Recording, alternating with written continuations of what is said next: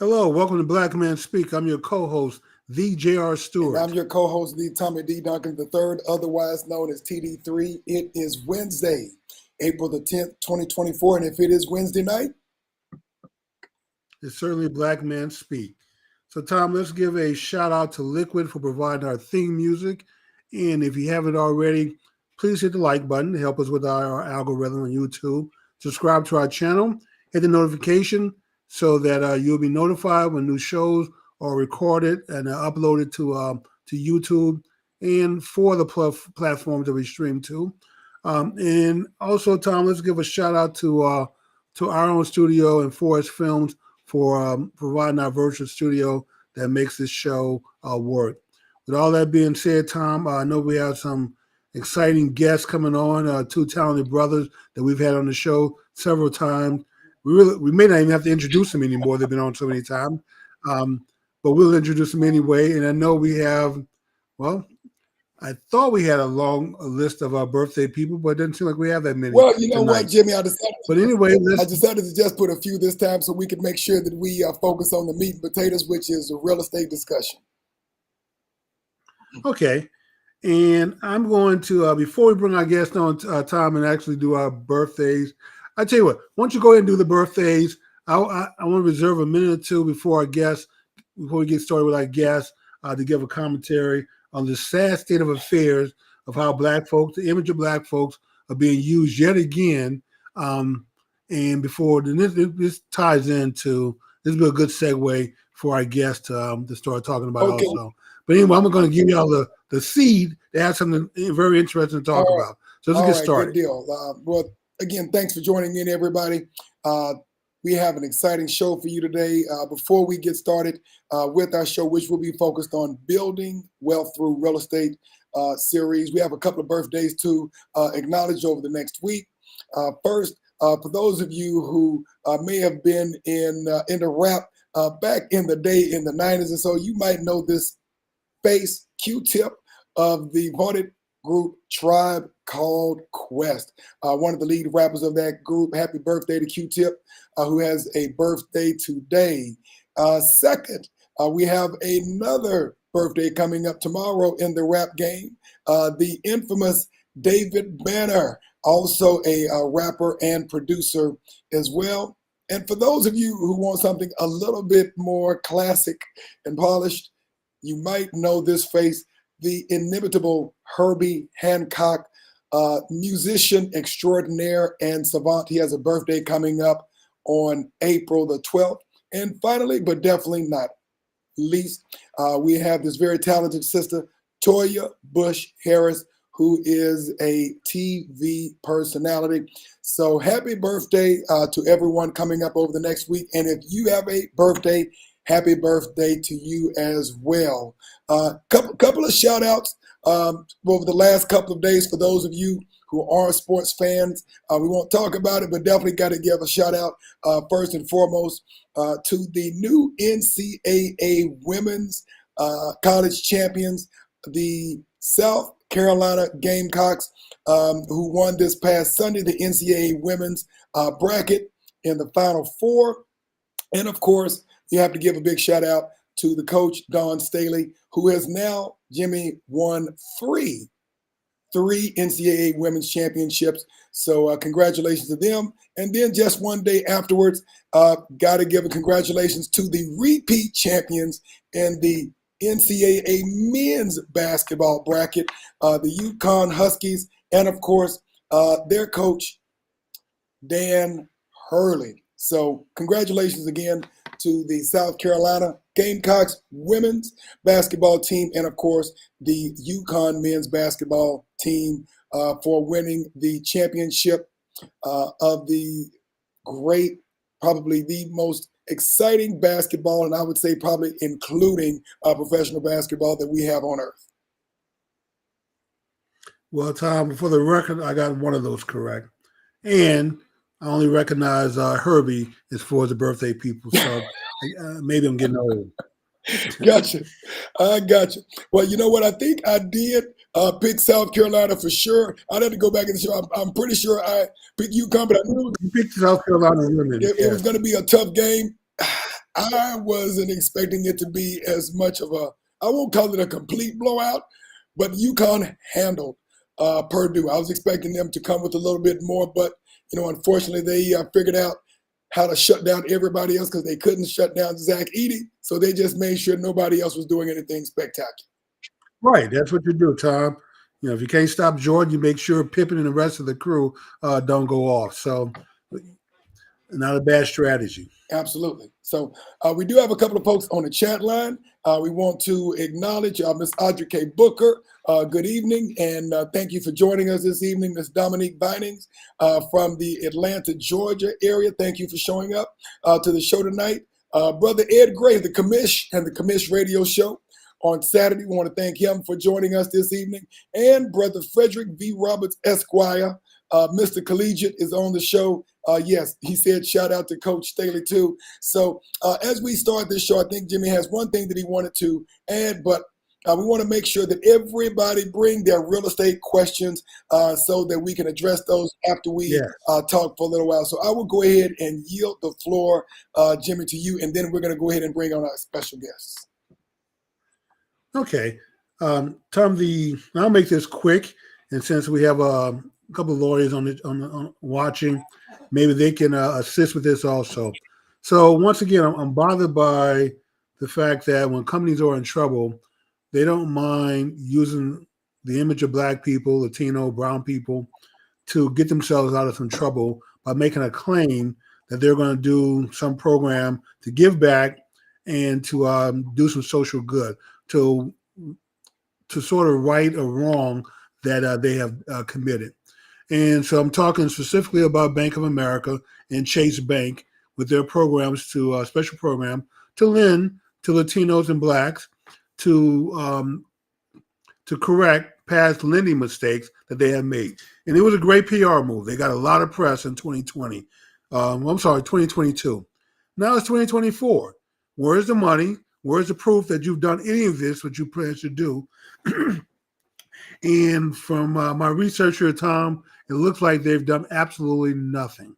And so this is a great move to make a bunch of promises and commitments that you had no intention whatsoever on following through with.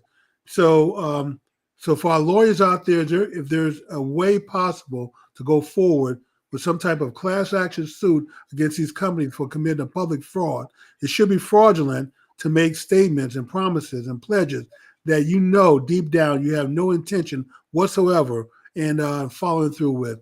And so our two experts can maybe talk about this a little bit as they come on as one of the real estate questions, especially to Terrell.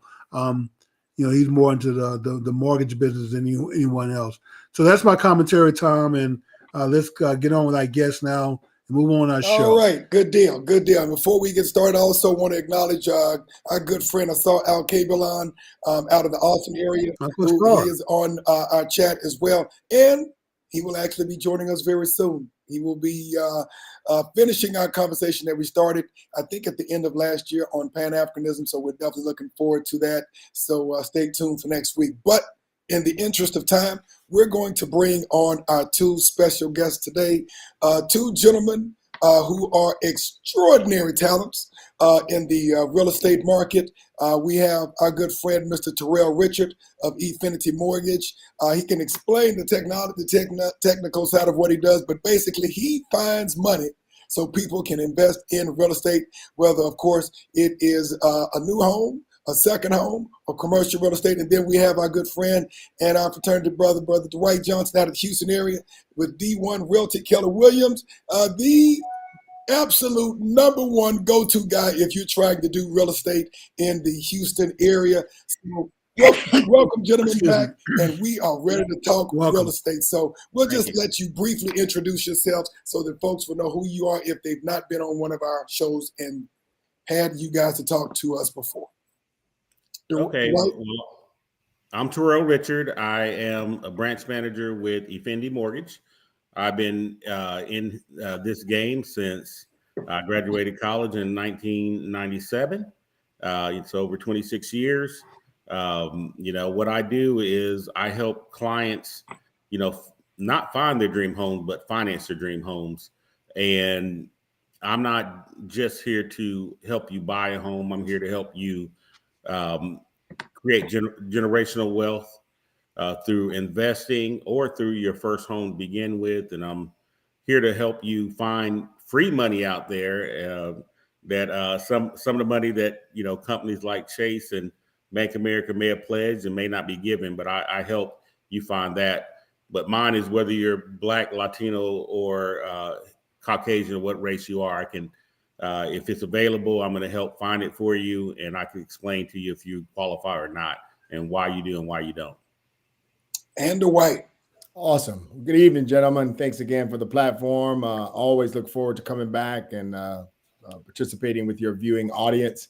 I am Dwight Johnson of the D1 Realty team. I'm powered by Keller Williams Houston Preferred, primarily focused here in the Houston area, helping people build wealth through the vehicle of real estate. So I take a lot of pride in helping people in all price points and all categories as well. But take extreme pride in helping people of my own make educated and informed real estate decisions.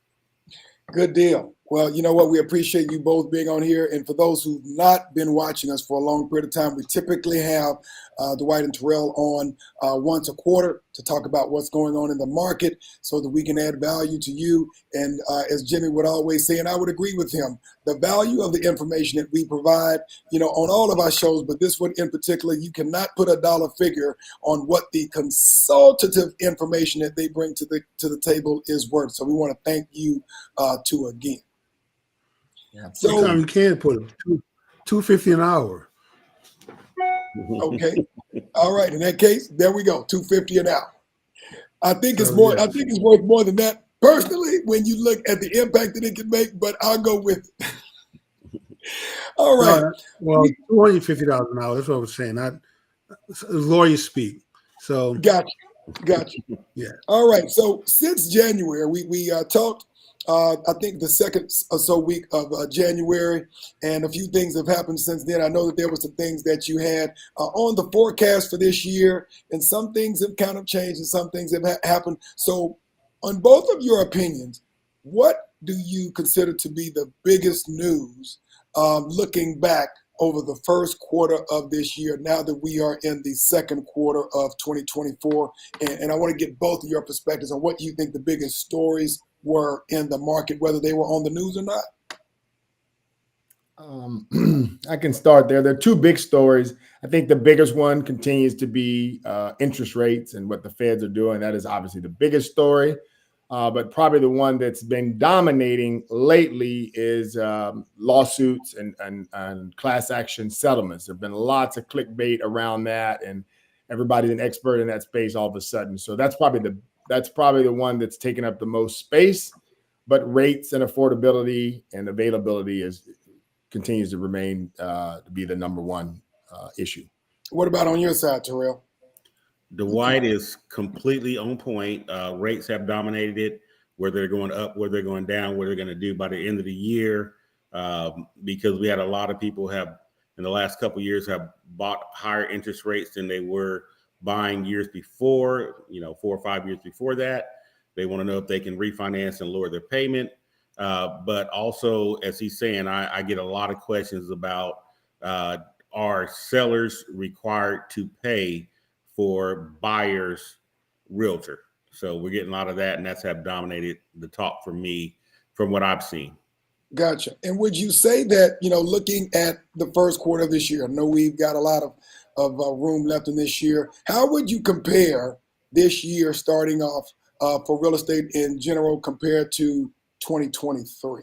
Is it pretty much flat? Is it growing? What are you seeing out there in terms of the real estate market thus far compared to 2023? Go ahead, Terrell. I'll let you take that one. It's been, my business has picked up, but from the numbers I've seen, it's been pretty flat. I don't think it's really grown as much as we anticipated at this point. I think towards the end of the year, it's going to pick back up a lot more. But there's definitely some advantage that buyers can take advantage of. And if you're wanting to buy, it's out there. It's just not as much as we expected at this point, I believe.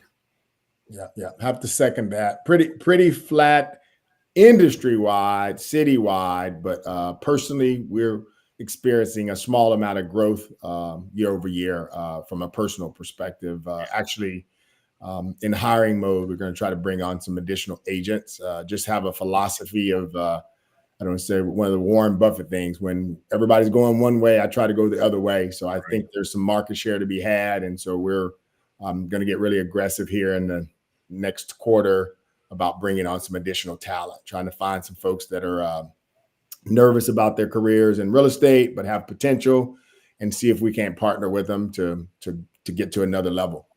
And one of the things that you were sharing with us the last time that you were on the show is that a lot of folks were getting out of the market, or maybe pushed out of the market is the better word. I don't know which one is more appropriate. Has that kind of tapered off now, or is that still happening? It's still happening, and it's probably going to get worse before it gets better, because a lot of people don't, take this profession very seriously, and so all of a sudden you get thrown a curveball, and if you have to work a little harder, they may or may not want to work any harder, and as a result, they're looking at additional fees potentially to stay in the game, more learning, more education, and some people, quite frankly, just don't want to work that hard to be a professional. So again, as I stated, when we have a situation like this, we try to double down when other people are nervous or on the fence. So, but yeah, people are definitely starting to weed themselves out, not renewing their license, not paying their MLS dues, and looking for other things to do. So we expect that to continue to happen for between now and July. Gotcha. And so let's go back to the story that we talked about a little bit in January. At the time, it was kind of an emerging story, and I guess there is some finality to this commission lawsuit. And there are some folks on here who may not keep a close ear as to what's been going on in the real estate market, or just may not know. It may not be their circle. Help us understand a little bit what this commission lawsuit was all about, and what has happened since January when we first talked about it. Yeah. So the suit started as a class action out in the Midwest. I believe it was in Missouri, and a bunch of attorneys. And I have nothing against attorneys, but they deal with a lot with commissions, and kind of put the perception out that sellers were not only paying their brokers, their agents to sell their homes, but they also were paying for the buyer's agent, paying their commission to essentially to negotiate against them. So there was this upheaval, like, why should we be paying them at all? And particularly when they are negotiating against us. So that's kind of, where it took off, and got traction, and got a very large judgment. And it's in the process of, a multi-billion-dollar lawsuit that have a lot of things coming down the pipe, a lot of changes effective in July in terms of who has to pay or who doesn't have to pay, and how things can be advertised. So a lot of that's kind of the gist of it. But they did win the lawsuit, and who won the lawsuit? When you say they won the lawsuit, the people that went against the National Association of Realtors, and a lot of the big companies such as Keller Williams that I work for. All the big companies have been named at this point. So now there's lots of copycat lawsuits. So the National Association of Realtors lost the class action lawsuit in terms of that commission. So they're in the process of approving the settlements now, and it may be years before anyone gets any money from it, and they may never get anything at the end by the time it gets split up and fees, et cetera. But the National Association of Realtors took the L on the suit, and as a result, things are being changed into the way we are doing business, and it'll all be effective in July. How does this affect the average home buyer, home seeker, real estate investor, or does it really affect them very much at all? How does it affect them in the market? It depends, is the answer, but the potential is now the seller. Well, first and foremost, the seller never had to pay that commission. Commissions have always been negotiable. There's this kind of theory that most people pay 6%, but that's just not even accurate. There are lots of people doing business for less than 6% prior to this lawsuit. And believe it or not, there are a lot of people that were doing business for more than 6% prior to the law. But the public perception was it was a fixed rate and the seller had to pay it all. So now the seller absolutely has the option to not pay, a full 6%, or they have the option to not pay the buyer's commission. But again, they always had that, as you remember. Yeah, that's been standard practice for years, right? Exactly. Yeah. But the media and the click would have you believe that that's not been standard, that it was always fixed and you were always paying for someone to negotiate against you. So now I think there will be a lot of consumers that will be adamant about not paying the commission. And I have my opinions, and this is a show and I'm on it, so I'll share my opinions as we delve into it. But the effect is, if a seller chooses not to pay it, then the buyer will have to pay it, because as real estate agents will not any good ones will work for free or drastically reductions. So where it's going to have potentially the greatest impact, or maybe people that look like us that don't have the resources to pay that commission on their own, to hire, pay their own broker to negotiate and work on their behalf. So that's where the potential impact is. First-time buyers and your lower price points that maybe are looking for down payment or looking for closing costs to begin with. So if you now put another 1%, 2%, 3% commission on top of that to take care of the broker's fee, it's really going to potentially put some people, out of the game, so to speak. That's where the potential is. So I would definitely like to answer that. Just my opinions. Mm-hmm. I think it's ridiculous. As Brother Dwight was saying, it's always been an option. And if you understand math, they really were never paying it. What was going on was the price of the house was being sold for more than what it should have been sold for, so those commissions could be, consumed in that. The definition of appraisal is just what somebody's willing to pay. So I can't, tell you that my house is worth $600,000. I tell you my house is worth this based on what other people are paying. So if you have sellers or buyers that can't pay that, instead of 6%, instead of 600,000, you might sell it for 612, and everybody in the area does the same thing, just so they can put commissions in there. So it really wouldn't come out their pocket to begin with. But I also believe that it's going to hurt sellers more than buyers, because if you have less people willing to pay for your home, that's going to be a problem. Number two, if I'm a realtor and I'm saying that sellers are always willing to pay, and I have 40, 50, 60, 70, 80% of buyers that want to pay, I'm going to try to be a realtor on that side. So that side of the industry is going to be saturated with everybody wanting to sell houses instead of everybody wanting to find buyers. So it's going to sort itself out, because when they see that buyers are not going to pay that or not able to pay it, really, they're going to have to negotiate, because you can't keep your house on the market forever. I don't know if Dwight agrees with me or not, but that's the way I look at how it's going to turn out. You're going to have to do it eventually, because you want to sell your house, and just sell it for more and let the commissions be sold into that. I'm paid out of that. Yeah, absolutely spot on. Because what happens now, and again, us realtors that did it at a pretty high level already addressed this anyway. So I'd always tell my buyers, before this was ever even a suit, I would say, my fee to work for you is 3%. 99% of the time that gets paid by the seller. When it doesn't, we're typically able to negotiate that in the deal. But if not, I'll give you the choice, because I do have to get paid. I'll give you the choice. Do you want to see this home or not?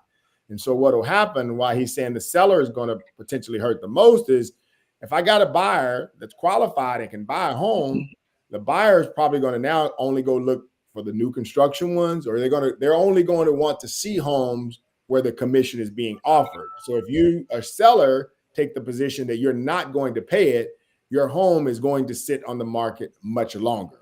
So like FSBO houses, like FSBO, yeah. Yeah, exactly. And so in the old days, we would, while I could say 95 to 99% of the time it's going to get paid by someone other than you, if it's a FSBO, even if it wasn't paid, we know a FSBO typically makes 88% of what it's worth.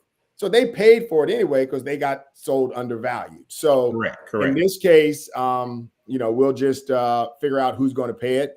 And matter of fact, for my sellers, and there are a lot of other things that come out of the suit, we can still advertise those commissions elsewhere. We just can't do it on the MLS.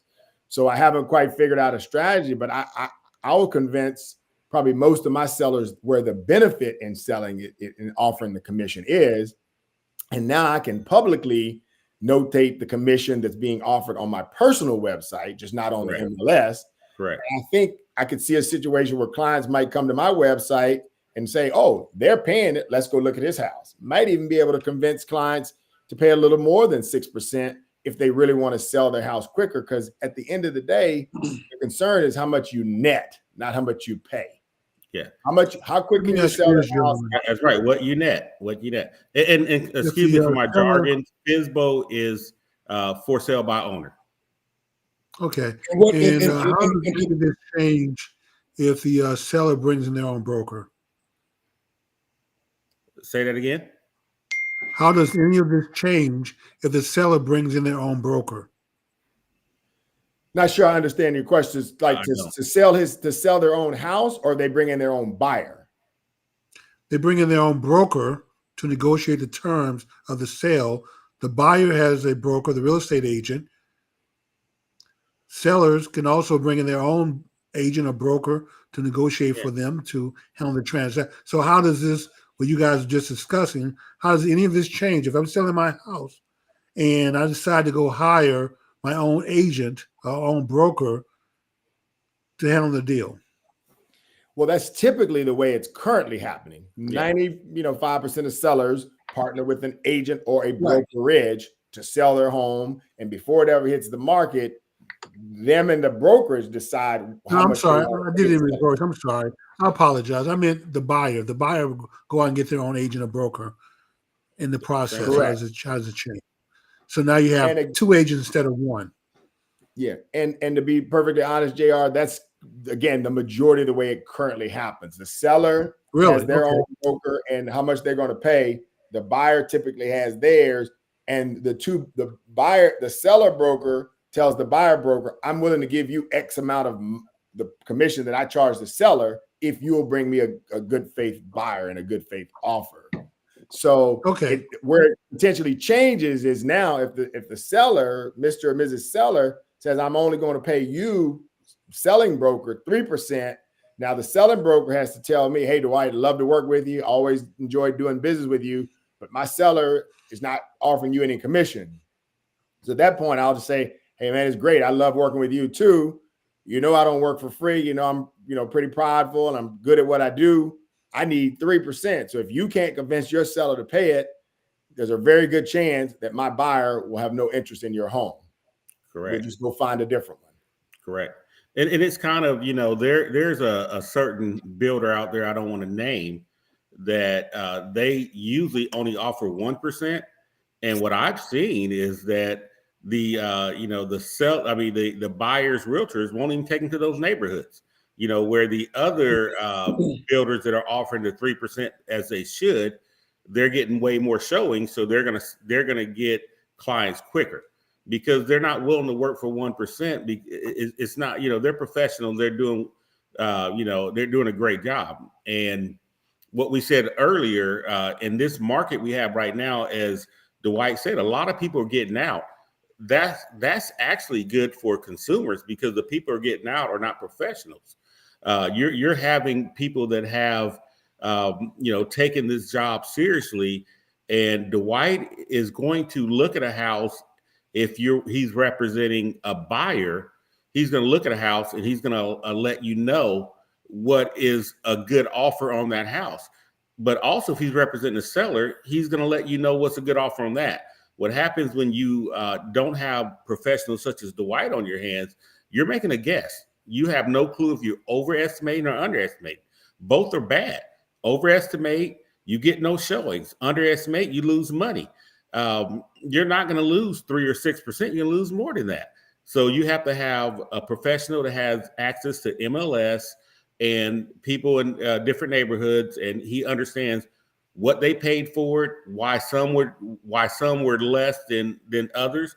He has all the information and he has all the knowledge to help you decide on what's the best alternative for you, whether you're the buyer or seller. Okay, let me squeeze one more question in for Dwight. Dwight, how do you compete against these websites and advertisement of a 2% commission to sell your house? It's the number one way I compete is I would tell people it's not about what you pay, it's about what you make or what you net. Correct. So if someone's marketing your home for 2%, there's only a limited amount of things that they can do to properly market it and make money. So they've already taken a 1% out of the equation. They still got to pay taxes. They still got to do something has to give, and I could tell a seller, to get a real person they can touch and feel and relate to, I could sell it for 2% as well. But my conversation is going to be, what don't you want me to do?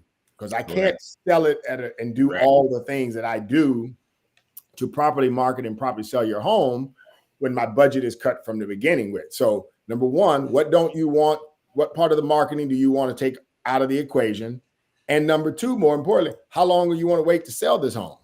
Correct. Because we're certainly going to add days to the market. And just to use an example, let's just say it's a $300,000 house and a 3% commission is $9,000 you don't want to pay to get your home sold, but it costs you your holding costs, your mortgage, your insurance, your taxes, your lawn maintenance, your electricity, your internet, your security.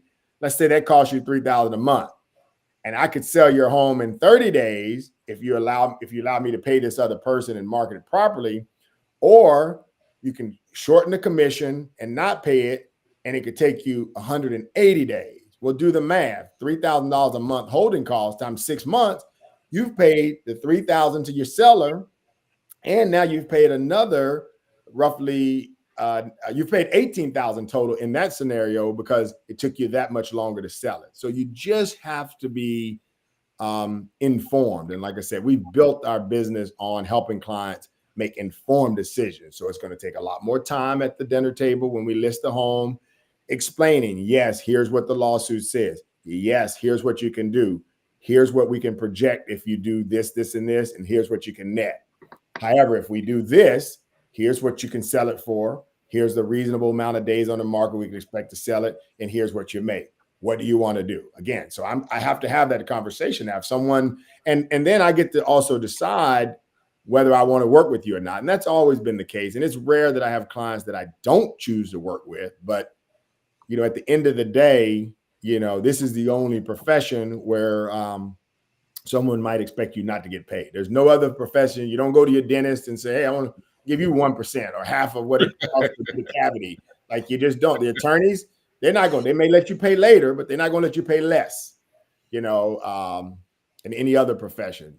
That's just the way it works. So I think the key is having informed consumers, and a lot of the stuff in the news is just, it's clickbait. It is the hottest story right now, but there's a lot of misinformation floating around. And and JR, just to add to that, professionals like Dwight versus people on the internet, they don't just try to sell your home; they get your home ready to be sold. And that sometimes that is, we call it staging, meaning some people try to sell their house and they do nothing to it. They don't try to declutter. So I come in a house and it's all this stuff packed on, top of the house. Every room looks small because they've been living there. Dwight is going to have a team that comes in there and says, hey, we got to do this. We have to move this. We got to get something look more modern for when people walk in, if they can see the vision of that being their home, where somebody on the internet can't do that. They're just going to put your home up for sale. Absolutely. Good deal. So let's kind of shift a little bit. You talked also a little bit earlier in the show about interest rates. And I know when we talked in January, the Fed did take a little action last year in starting to lower the interest rates in 2023, forecasting the possibility that interest rates may go a little bit lower, but they have been pretty static in terms of taking any action this year. So Dwight, tell us a little bit about what you're seeing and what you're thinking. I know we had some new inflation data today. And what is it? What are you reading on the tea leaves? And I'm gonna have to apologize. I was typing you a private text, but basically the question was regarding where interest rates are going. Can you rephrase the question? What are you seeing on the tea leaves as far as interest rates? I mean, most people anticipate that the Fed was going to be taking some action to lower interest rates this year. It hasn't really happened so much. Got some new inflation data today, and so they're thinking, I don't know if we're going to be doing any movement, because I think the next decision point we were looking at in terms of June. So what are you reading on the tea leaves, and what are you seeing out there? Gotcha. Yeah. So early on, we were not promised, because you never promise and never crystal ball, but we thought we were going to get at least 2 reductions this year, and we thought it would happen pretty quick. But as we've seen, they've held firm. They held firm. The tea leaves now are talking about potentially doing nothing, or where it went from 2 or more to 2. Now they're talking 1. Then it was third, fourth quarter. The latest is they may not even be moving at all, because spending is not under control and inflation is going in the wrong direction. So the latest is we're not certain if it'll even happen, if we'll get any more rate reductions. And Terrell probably is a little bit better to speak to that, but it could be potentially going in the other direction. What say you, Terrell? Yes, I've been told that it may move in the other direction. At best, staying the same, and because of inflation, I have my problem with inflation. But the reason we have inflation, to tell the truth, but yeah, we were hoping, and especially on my sector, rates probably affect me more than it affects Brother Dwight. When rates are high, we still get the purchase business, but we don't get the refinance business when rates are high. So it cuts off one sector of what I do.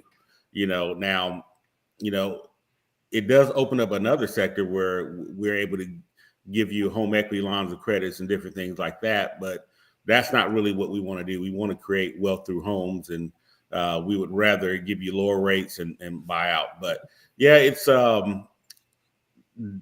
concerning news. I think it's eventually going to correct itself. But with everything's on the rise. I mean, itself. You go to the grocery store. I think I probably could get double the groceries last year that I can get this year.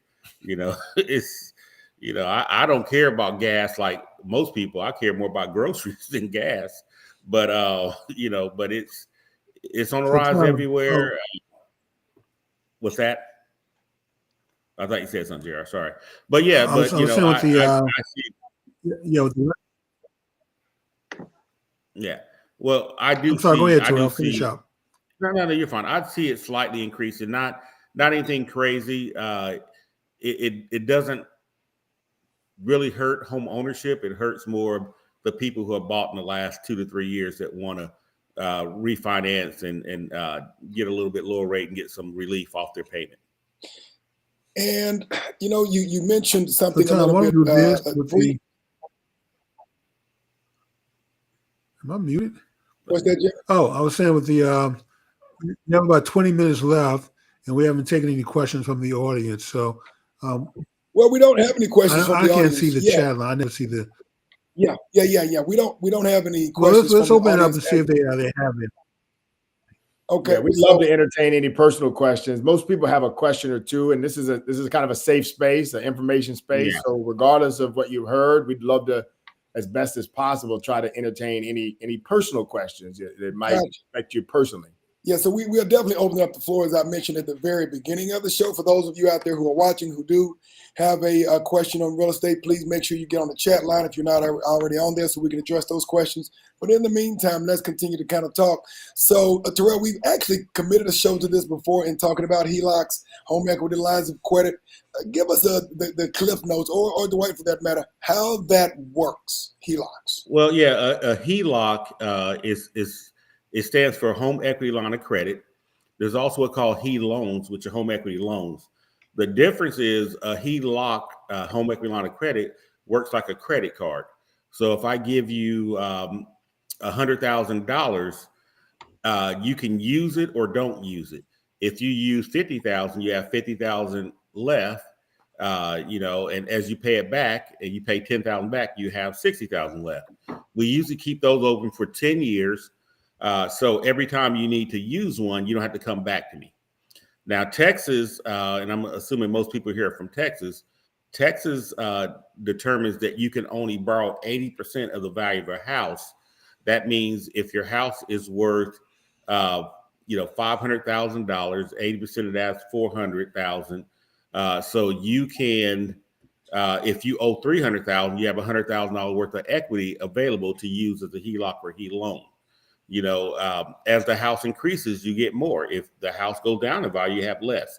But if you have a $300,000 note and you have $100,000 equity, you can get $100,000 out, and you can either get a home equity loan, which is a little bit lower interest rate than home equity line of credit. But a home equity loan, you have to take all the money now and do something with it now. Okay. HELOCs are better for people like investors or people that know what they want. I always believe anybody should have that, because if you're a professional, you never know if you need something done, you need it quick, and you don't have to apply for a loan. You've already applied and you've already had it approved, and you have about a 10-year frame to decide if you're going to use it or if you're not going to use it. Now, who do you go to if you want to get a HELOC or a HE loan? Gotcha. Your lender. Okay. Your I lender. threw your live ball on that, but That's right. That's right. Your lender can help out with that. Got any questions from I Ms. love Scott? We will let's let Terrell finish, and then we'll get to Ms. Scott. Yeah, no, I was just saying, no, you go to your lender. Your lender, most lenders do offer them, and we'll explain in this, and when rates are high, they're very important. When rates are, lower, sometimes you may want to, refinance. The beautiful part about HELOCs, HE loans, they're way less fees than a refinance. It's not even close. I mean, you're not paying that much money. All right, good deal. We do have one question on the chat line right now. Can you get a HELOC on a property that is titled in an LLC? You can, and it depends on if that's a rental property or not a rental property. A lot of people don't like doing HELOCs on rental properties, but the one good thing about my company, if we don't do it, we look at people that can do it, and we can broker them out, and I can still do it for you. But last I checked, there's not too many people out there that has the appetite for doing HELOCs on investment properties. You can find them. It's just hard to find, especially when rates are higher. Okay, second question. I'm looking into invest in international property, vacation rental type property in Mexico or the Bahamas. Would you advise international real estate investments? Any pros or cons that you might offer on investing internationally? We'll let Dwight start with that. Okay. Well, thanks for that question, Tanya, because I think I don't say it enough. I mean, we have referral partners all around the U.S. and around the world. So it depends on your investment tolerance, I guess, but they're good. There are great investments everywhere if you got good information. So personally, obviously, I'm only a Texas-based realtor, and 99% of that is Houston.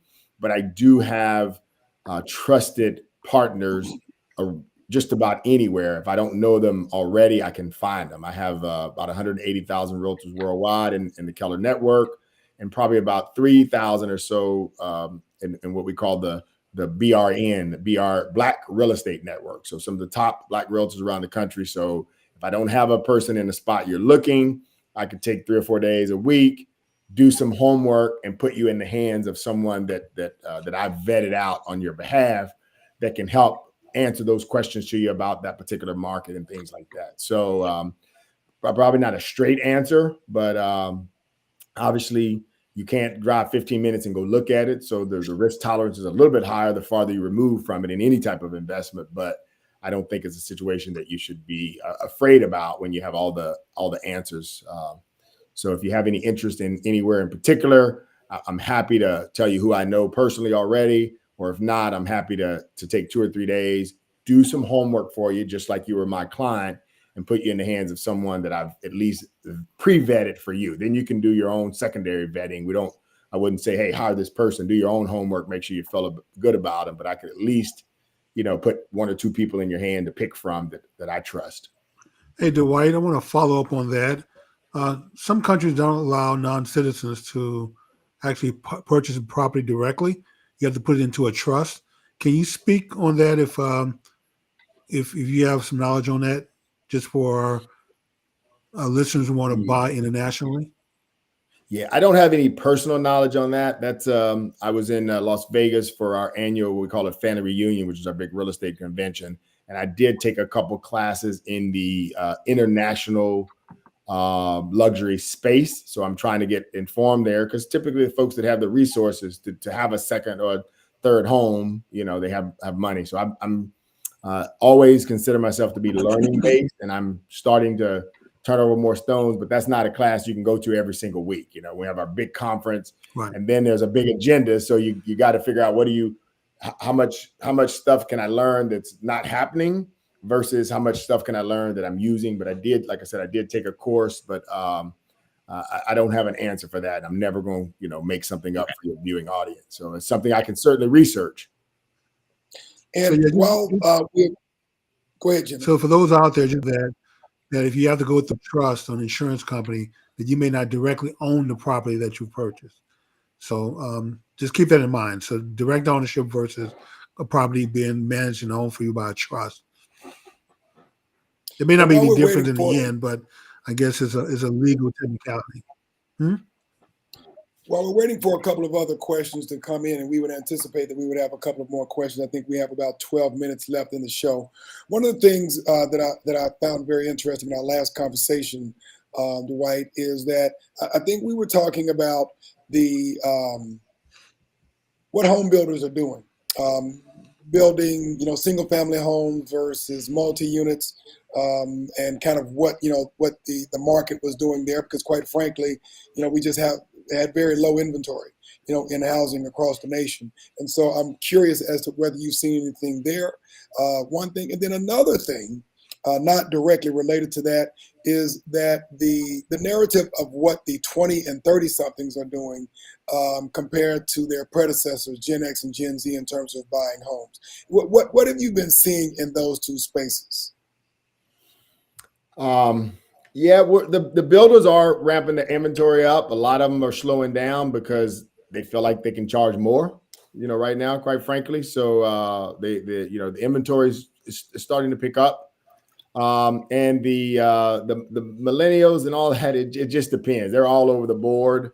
I have a couple clients in that space, but not a ton. But some of them are buying, some of them are not. Some of them are buying together. But a lot of those are not really motivated by a lot of that. So a lot of them are they're just indifferent towards real estate. And when I say that, because we are in an unprecedented time in our economy, in the world for that matter, you see a lot of the 20 and 30 somethings who have freedoms and flexibility, traveling the world, and so they're not doing the thing that 100%. Their parents and their grandparents are doing. Maybe getting married, getting a house. Not to say that they're not having kids, but not getting married, not having a house. And they're just traveling the world and kind of doing things that their parents and grandparents just weren't doing. And so, and Terrell, I don't know if you have any observations on that as well. I definitely do. What I've seen from millennials and, just from the younger generation is they would rather not, put most of their money or the majority of their money towards a mortgage. They are definitely wanting to travel and have freedom. They want to go out to eat every day. They have different things when they want to buy. I've seen a lot of realtors tell me that they're looking for high-end condos where you can entertain people on a rooftop pool and different things like that. And and not talking down about them, but when they are wanting to buy, I'm hearing that a lot of realtors are telling me that they're having unrealistic expectations to what their money can buy. In what way?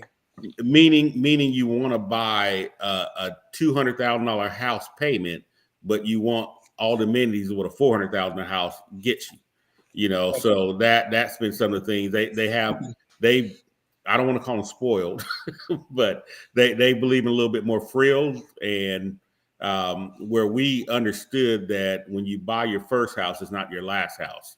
They want to buy their first house as if they're it's going to be their last house, and it's a little bit more difficult from what I'm hearing. So you to have negotiate. Rolls Royce Desire with Geo Metro money. Correct. And realtors are having to show them more houses, and my realtors tell them they put the blame on them that you weren't able to negotiate that $300,000 house down to $200,000. I needed you to do that for me.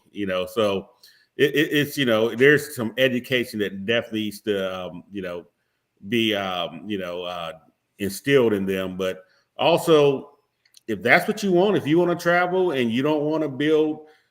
You don't want to build wealth. I can't help you there. You have to. We need a mind shift in that. But we're gonna do what you need us to do, and we'll try to educate you a little bit. But at the end of the day, you have to make your decision for yourself. Yeah, and definitely big on experiences. They're definitely big on experiences, and yes, high-end restaurants and first class. And I'm not going to sit here and say they got it right or we got it right and they got it wrong. But, no. You need to merge the two. You need to be trying to build equity some kind of way. Like I'm not going to sit here. A lot of us never traveled or didn't do things because we were too conservative. And so you got to find somewhere in the middle and be able to meet them where they are. And since you are also, Dwight, in the wealth advisor space, and one of the things, traditionally speaking, and I don't know that it's changed particularly, but when you look at the number of millionaires or billionaires out there, I think there's been, more wealthy people that have been built through real estate than any other vehicle. I don't know if that's still correct or if that's still trending. It is absolutely correct. Yeah, the two spaces are real estate and stocks, and so with stocks, you got to have a lot of money or a lot of time or both, but real estate is the one that you can ramp it up. If you get good advice and you're savvy, that's the one you can uptick it pretty quick. So I think real estate is going to be number one in that space, unless you just got a long runway to work with. Gotcha. Well, we have about 6 more minutes, folks, on the chat line are out there to ask questions. Children. I think that contributes to those. Sure. Gotcha. We have, and just for the folks out there who are listening and or watching, we have about 6 more minutes before we top off this show. So if you have any other questions, please do get those in within the next few minutes so we can get that to Terrell and or Dwight.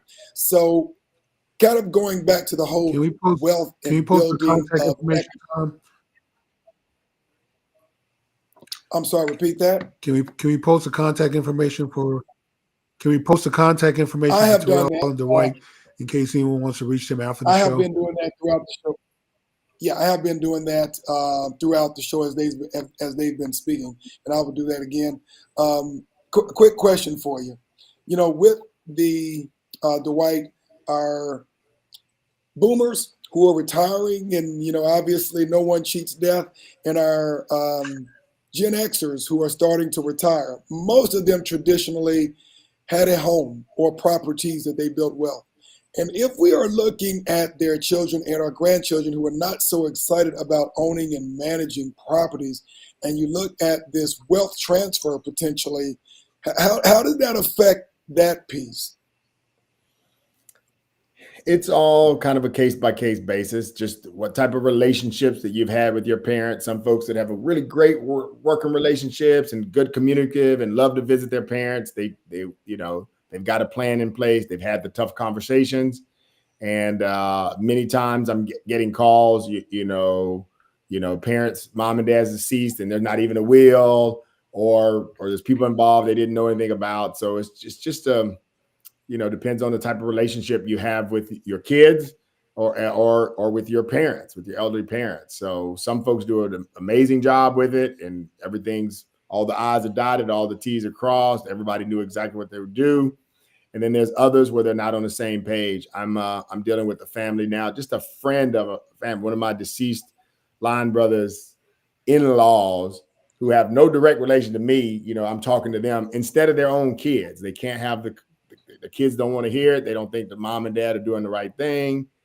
And it's a little frustrating because I don't have any skin in the game, and I just love helping people. But I'm like, that's your mom and that's your dad. You need to be sitting down with them, and they're stressed out about certain matters. And, ultimately that's going to become your situation at some point in time. Because like you said, death cheats no one, but not everybody's having that conversation. So, we see some folks that got it perfect, and it's real seamless, and you get to have their final wishes and nobody has a debate, and it's a really pleasant time when their parents go on.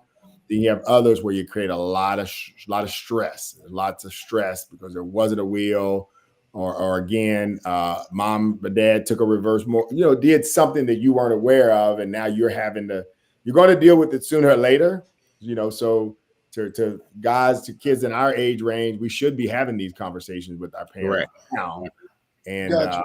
Just figure out what they want to do and try as best as possible. And if you think your parents are making poor decisions, let's try to correct that now while there's time. Terrell, what say you, Terrell? Well, on that, it's a little bit scary to me now. I educate my nephews, nieces, and my kids on the reason why buying real estate, especially a house you live, is important. And one of the things that doesn't seem like it goes together, I go to health and medicine.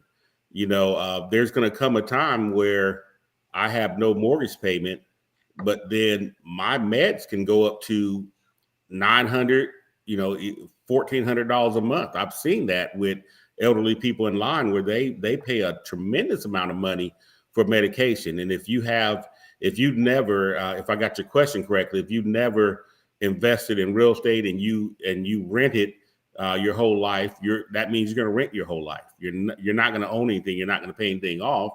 You're not going to have built wealth in that. So your rent's not going down. It's going to go up. So what are you going to do when your rent is $2,900 a month and then your medication is $1,800?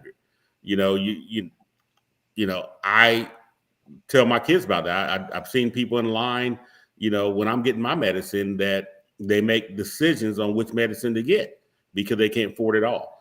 So I think it's very imperative, for you to buy when you're young, because when you need more income, that's when it's really going to be more valuable to you. It's not as valuable to you when you have your health and you have your income you're making. When you get older, you're probably losing health and you're probably losing income. So to have built a house that built wealth for you, and you can either take a reverse mortgage and get a lot of money and still live there and still be able to afford your lifestyle and your medicine. But you squandered that when you were young because you wanted to live that lifestyle. It may affect you sooner than later. You never know. All right, Jimmy. And it seems like we're almost out of time. Yep.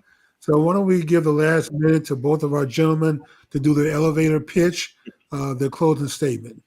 Okay. I'll start. I want to say two things. One, to the audience, I know you have a really educated audience to begin with. So kudos to you guys of having built this platform. But I would just say don't be alarmed by this commission lawsuit. If you need to do real estate, buy, sell, or invest, don't be alarmed by what you're hearing in the news. I would say hire a professional, and probably if I wanted to define it, I've never thought about this, but I would say if somebody's not selling 12 houses a year, at least, you probably shouldn't be dealing with them. And that's not a low bar. That's probably the average, but they're not doing a transaction a month. They're probably not going to be super informed and to be able to help you. But I think somewhere now, you don't have to hire somebody that's selling 50 or 60 necessarily, but if they're selling one or two, you're in a danger zone. And these real estate purchases, they're too large for you to be dealing with people that are not at the top of their game and don't take their craft very seriously. So I want to say that. And then I do want to remind, because Tanya mentioned the international question, I just wanted to remind your audience that if you don't know a real estate agent personally, wherever you may be, I'm happy to help vet someone for you locally, nationally, or internationally. And there was one question I found out later. I wanted to know if it was wise to place real estate in a trust for her heirs. Yeah, trusts are very good. Yes. Very good decision. All right, good deal. And Terrell, your closing statements. You know, I just believe that when you're purchasing a house, whether it be an investment internationally here or buying a house, you have to ask your why. Your why is the most important thing. Why are you buying this house? What does it mean to you? And that's going to answer most questions there. Then surround yourself with a real estate professional that, you know, most likely somebody in your family had a great experience with, or one of your friends had a good experience with. Or, you know, you can always reach out to Brother Dwight or myself. We're going to treat you right there, but we're going to ask those questions that you didn't think about, and we're going to help get down to your why so you make the best decision. All right. And also, Terrell, you're not just local. You can help anyone nationally, correct? Correct. Yeah, yes, correct. Okay. Well, thank you, gentlemen. We're a little bit over time, but that's okay because we're on the show and we can do that. Tom, I'm going to go ahead and give you the last word and we're going to close out. All right. I want to thank everybody for joining us this evening. I want to thank Dwight and Terrell for, again, bringing insurmountable value to our viewership today. And, of course, you know how to get in contact with them. And if for those who did not write that information down, if you want to get in contact with Terrell Richard, the money man for investment purposes. And then, of course, also Dwight, if you want to find the right property for you, this is the way to get in contact with him. So we want to thank everybody for joining us this evening. And, of course, tune in next week. We are going to have our good friend Asa Al-Kabilan back to talk about his treatise on Pan-Africanism. Thank you, everyone. Have a good evening.